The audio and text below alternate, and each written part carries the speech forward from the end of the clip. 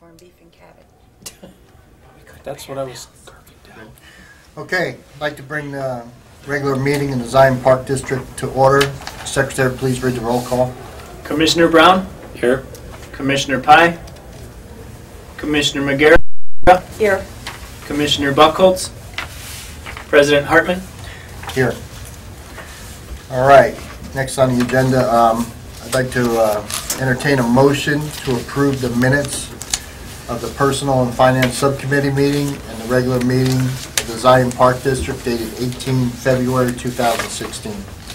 I'll make a motion to accept the minutes of the Personnel and Finance Subcommittee and minutes of the regular meeting of the Board of Commissioners, both on the 18th of February 2016.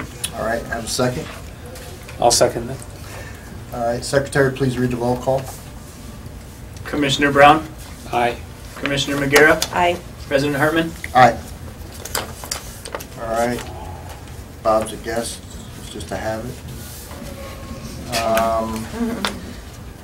They look better in color. All right, any changes to the agenda, Marilyn? We do not need the executive session. Okay. All right, any commissioners' comments? All right, I would like to say again, for the outstanding job that the folks at Shepherd's and both Shiloh did during the St. Patrick's Day golf. It was well put out, and I know that the folks at Shepherd's did a fantastic job, and the guys too at Shiloh, and I'd like to thank them for their hard work. And I know things like that are not easy put together either, so it takes a lot of work to get it to the day it starts, and you got to pray that the weather cooperates. Yeah, we did luck out with the weather. Yeah, that weather did was not really rain nice. that week, so that we could have a course that was dry enough to play in. Okay. Anybody else have any comments? All right. Do we have anything from the attorney? No. All right. Okay, I'm going to entertain a motion to approve the unpaid bills. I'll entertain the motion that we pay the unpaid bills in the amount of $61,432.49. Do I have a second? I'll second that. All right. Secretary, please read the roll call. Commissioner McGarrett, Aye. Commissioner Brown, Aye. President Hartman. Aye. All right, Marilyn, your report. Okay, just a couple of things. I did write in my report about the legislative conference, which is May 3rd and 4th in Springfield. We have a dinner on May 3rd at the Illini Club that the Lake County directors put together. So I need to RSVP to that. So if anyone is thinking about attending the legislative conference, I do need to know that as soon as possible. And then we can get registered for that and attend. So I need to know that dinner deadline is April 15th. Okay. So that's still a lot of time, but if you know you're going to go, then let me know. If you're not sure, then let me know that you're thinking about it so that we can get that on the agenda All right. to make sure we register in time and get hotel reservations. I think we talked last month about we had a participant save with our AED downstairs in the activity room where the seniors were actually doing the Fit and Strong program that we talked about a little bit during the budget session. And we utilized the AED and actually brought the person back. They did not have a pulse when we put the AED on. There was a shock delivered, and he was back to visit and let the program know he was doing pretty good. About 10 days later, it wasn't very long.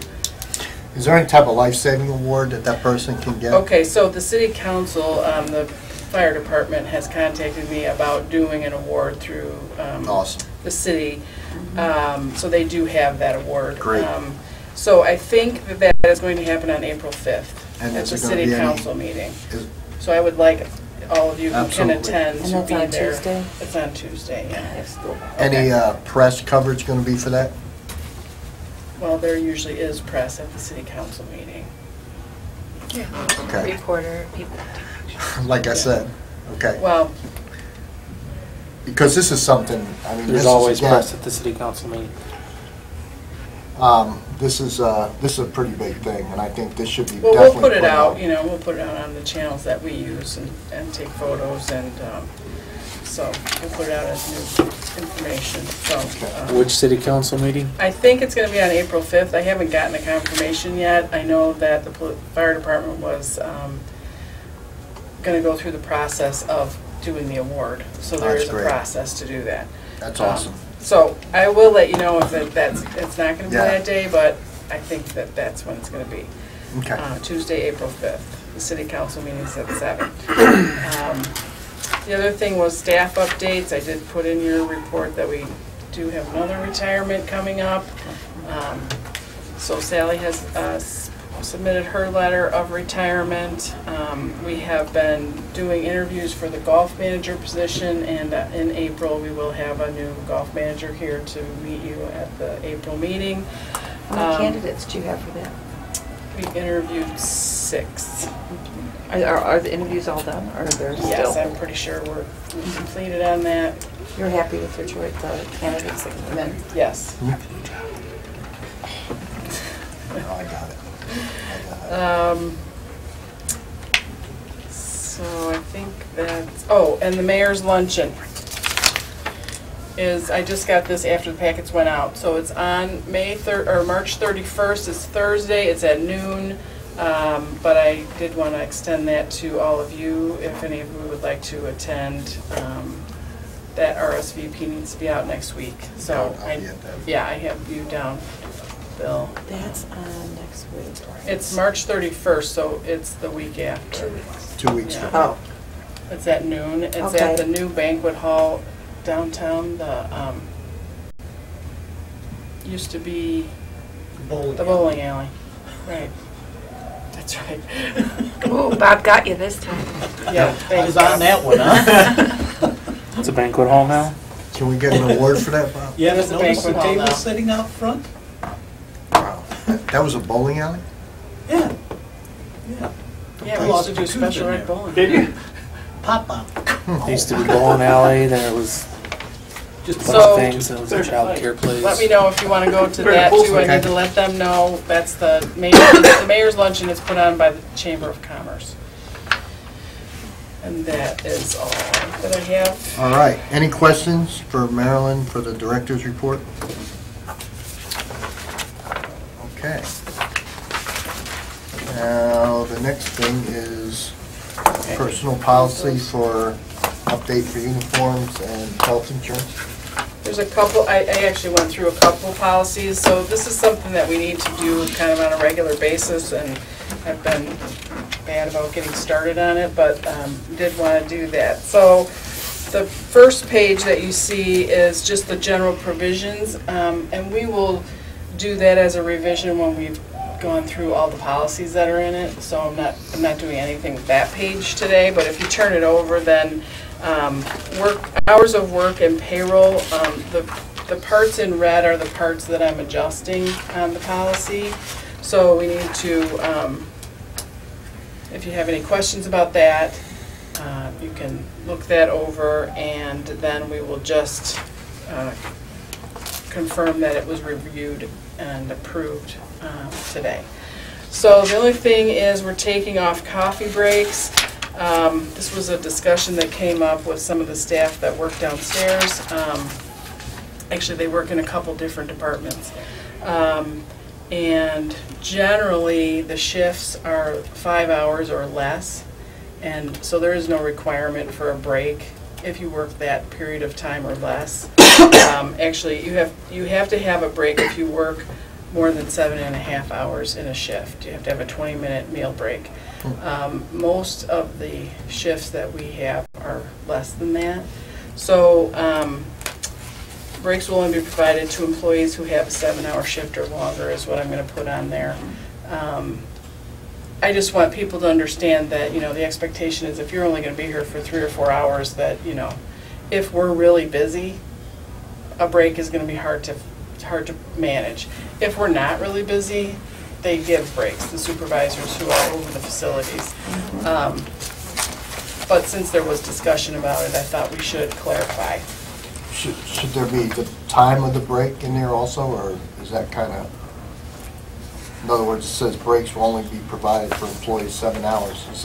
Should there be a caveat in there of how long the break is? I think that we can Okay. manage that.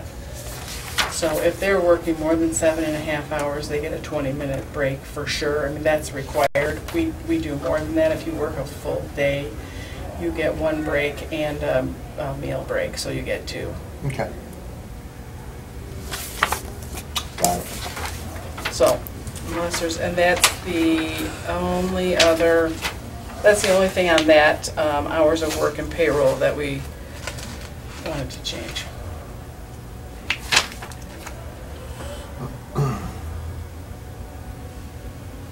Is that good? I don't know if we need to do these individually, or can we just do them all at one time?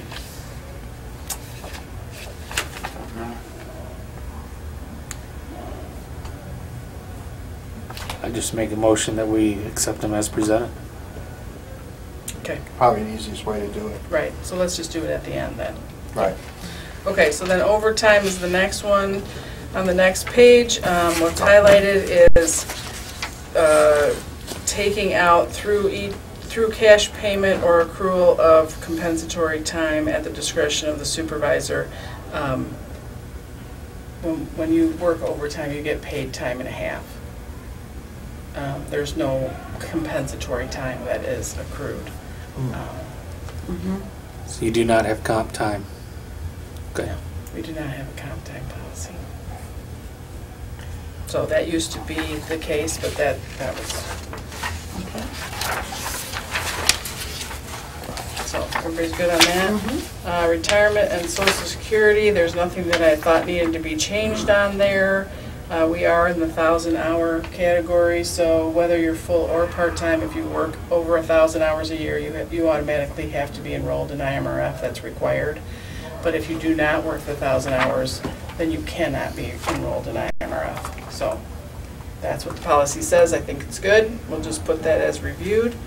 Health insurance, there were some changes on that. That was an older policy also. The Park District does not pay the full cost. We pay most of the cost. Employees contribute a percentage of salary based upon insurance type. So if you have family coverage or single coverage, and you pay a percentage of the salary that you make towards those benefits. So the percentages is different, just depends on what you make, Yes. is the percentage? Yes. And Who then sets those percentages? we have set that. Oh, okay. We set that because we're not required to pay that. We have just set that as. So it's nothing set by the state or anything? No. Okay. You don't have to pay, we're not required by law to pay any percentage, any part of it. You can charge it completely to the employees, you can pay a percentage of it. Some people just have a straight, if you have family coverage, it costs you this much, and if you have single coverage, it costs you this much. We have decided to do it based upon your salary, so, it's a more equalized program that way. Those who make a little more pay a little more, Along with Rick was saying about approving everything, does this have to go to the lawyers to make sure the wording is correct before we approve it? I don't think so. I have been researching the Department of Labor website to make sure that there's nothing that I'm changing that is required, or is not, that we can't do that. I mean, if I don't have a problem with it, but I'm just wondering if, would it be better if the lawyers looked at it, make sure all the T's are crossed, the I's are dotted first, before we approve it? I mean, to me, it doesn't matter unless any of the other commissioners have a comment to make. I don't see why it would have to. This is internal policy. The only time that you would bring it up is when it becomes an issue. Okay. Yeah, if I it would was agree with that. illegal. Most of Sounds them are good. policies that I'm just changing because they Nope. are outdated. I was just asking, Yeah. just to make sure that, no. And I think that's an expense we probably don't need to do because I Okay. am researching. I Right. think if I have a Absolutely. question, I will ask them Okay, if something is legal or not. sounds good. Mm-hmm. But I Sounds think good. because we're just making some changes, it's mostly, Inner? because of, you know, it's old policy, like IPEN will allow, we don't have IPEN, we don't even have that insurance anymore, that's an old system that we used to be part of. So, and I updated, you know, Superintendent of Administration and Finance, because it used to be called the Administrative Supervisor, so let's call it what it is. I took out that IPEN wording because that is, we don't have that insurance. That was in 1990, that was an option for that 1 year. It needs to just get out of the policy because it's old and out of date. The sick leave policy, there is no changes to that. I just wanted to make sure that everybody was comfortable with this. Again, I went through the Illinois Department of Labor and the federal FSLA, what is that? Federal Labor's Act? Yeah. Fair Standard Labor's Act? Standard, yeah, the Fair Standard. Fair Standard Labor Act. Yes, that's what it is. To make sure, so sick leave is another thing that you can decide. You do not have to pay sick leave. It's totally up to the agency. So we have had this sick leave policy in place for a while. So the employees accumulate 8 hours of sick leave each month of employment. Sick leave is allowed when, due to sickness or temporary disability, the employee is unable to perform their duties of employment. So it goes through all of the different scenarios with sick leave. We did at some point Question. in here, yeah. For you? Is that for your full-time employees? Yes. Only. Okay. We don't pay part-time employees. Yeah, we don't pay part-time employees sick leave. This is only for full-time. So you can use it for doctor's appointments. In order to curb abuse of the sick leave policy, we do have a major and minor sick leave days. So you get 6 major sick leave days a year and 6 minor. So you can use the minor leave for major. So if you have some kind of illness that is an extended I'm trying to think, an extended sickness, or treatments for some disease or something that's going to be a long-term, you can use all of your sick days for that. It really just does minor sick leave. So if you just have a day that you got a cold, or 2 days that you have a cold, you can't use 12 of those a year. You can use 6 of those a year. And then there's a penalty if you use more than 6. And that's really to curb someone from taking a day off a month because they have it in sick leave. And it's a blue holiday instead of a sick day. So that's how the policy reads. Cubs game. Yeah, that Cubs game cough. Gets you every time. So I checked all of this policy out, and there's Everything's good. Yeah, there's nothing there, and I think that it's good for us to review it, and I will probably also extend that review out to all the full-time staff too. When we have our next staff meeting, I'm going to go through these policies that we have reviewed and make sure everybody's clear on them. Okay. Okay, uniforms is the next one. I kind of took out these specific job tasks because I think it's covered in the policy that, you know, everyone's expected to wear an appropriate uniform during work hours, and that there are different uniforms for different facilities. So Shepherd's Crook has a uniform, Shiloh has a uniform, the Park District has a uniform for recreation leaders. Our day camp staff wear a t-shirt that's different than our polos that most of the recreation staff wear.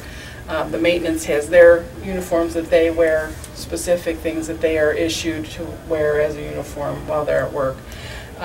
So we just kind of generalize this policy a little bit more.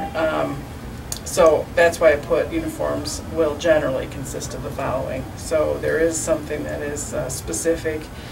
If you have on a staff shirt, you will wear, if you want a t-shirt underneath, it should be plain white and not show below the sleeves. navy, black, or khaki colored pants, shorts, or skirts no more than 6 inches above the knee. You know, just trying to do a professional appearance. It used to say no jeans or warm-ups. We actually do allow the kids downstairs in the SAFS to wear warm-up pants as long as there's no writing on them and they're not gathered at the ankle, so they're not really your comfy sleep sweatpants. You know, that they are a nice-looking warm-up pant because of the nature of the job that they're doing down there. I think that's more welcoming to the people who are coming down there to work out. We do allow some of the day camp staff to wear jeans, you know, if they're doing painting and messy stuff, you know.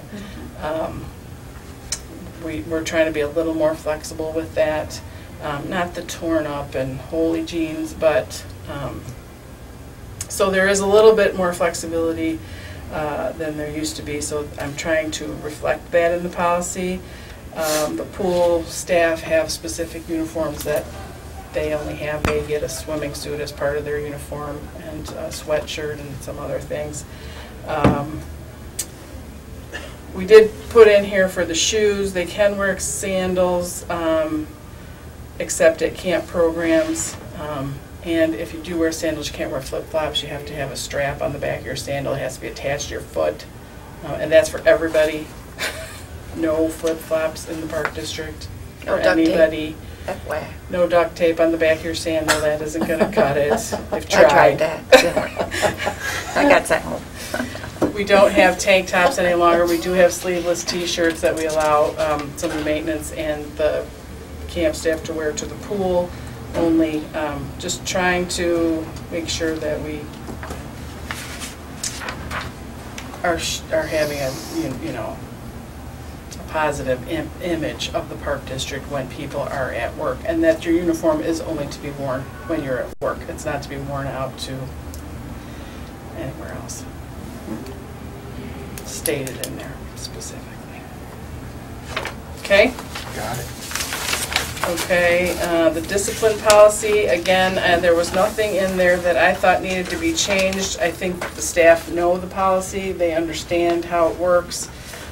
It's a graduated discipline policy, so, you know, being very clear with employees what the problem is, stating that very clearly, verbal reprimand, written reprimand, suspension, and then termination, so it's a step program. I think that people are very familiar with, and the staff are familiar with it because I go through it every year when we do our all-staff training meetings. So I don't see anything to change on this policy, but I did want to review it in case there was questions about any of it. You know, I think the end part is right. The purpose of progressive discipline is to correct job behavior and performance problems of an employee. You know, we are trying to make the best employees that we can, so it's not we're trying to get rid of an employee. We're trying to actually create better employees through this process instead of just Launching. one and done. Yeah, Okay. depending on the infraction. Sounds good. Okay, then the next part is the late arrival or early departure disciplinary guidelines. So if you're coming in late or you're leaving early from your shift, this is how it's going to go. We're not going to tolerate that, you know, for a lengthy period of time. There's an action plan that supervisors can use. It just makes their life easier.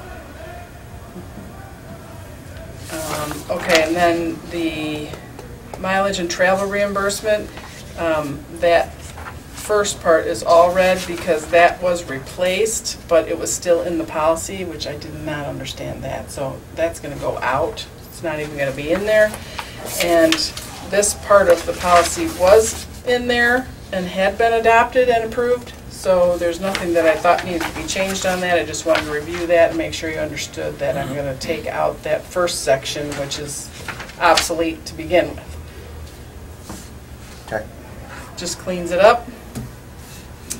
And the miscellaneous stuff, there was nothing that I thought needed to be changed there either. outside employment, it's, makes it clear that if you have outside employment, it's good to let your supervisor know that. We don't require it, but we encourage it, as long as it doesn't interfere with your job duties. Administrative leave, it's really paying someone to go to a workshop or a training program when they're not at work. Blood donations we encourage, and that there's bulletin boards with information at all the district buildings for people to find out what's going on.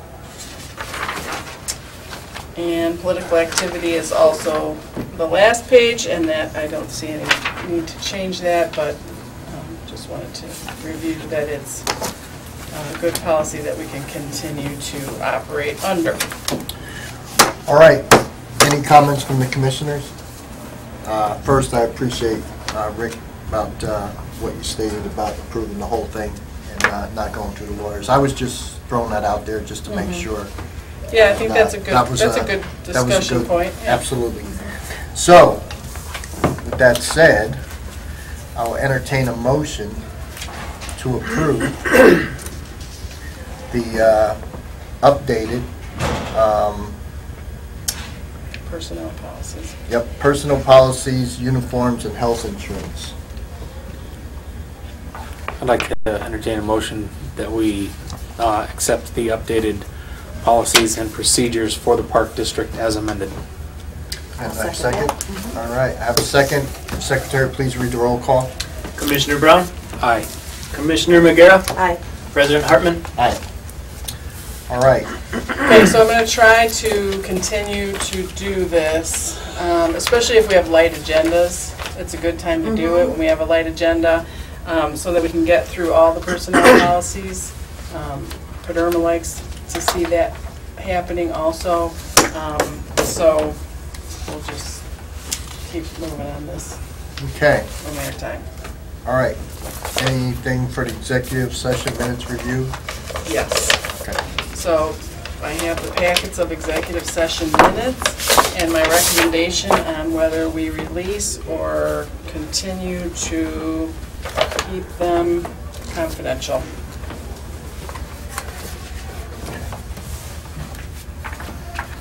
Most of these, you will remember, we have reviewed at the October was the last review that we had, so the two executive session minutes, October 15th and January 21st, are the only two that we have not reviewed yet, so we need to review those and then make the recommendation on those. And the rest of them will just, my recommendation is to remain confidential for all that we have left in here. So we'll make a motion to approve that we keep them all. Is that what we're going to do tonight? Just the last two, right? No, the whole thing. The whole thing will be remain confidential. Okay. We just need to review the 15th, October 15th and January 21st, the last two in your packet, because we haven't looked at those yet. Okay. Previously.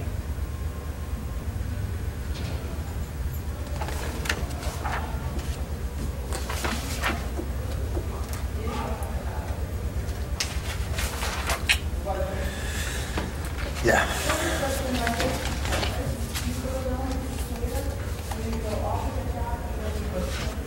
All right. Any comments from any of the commissioners? All right, then.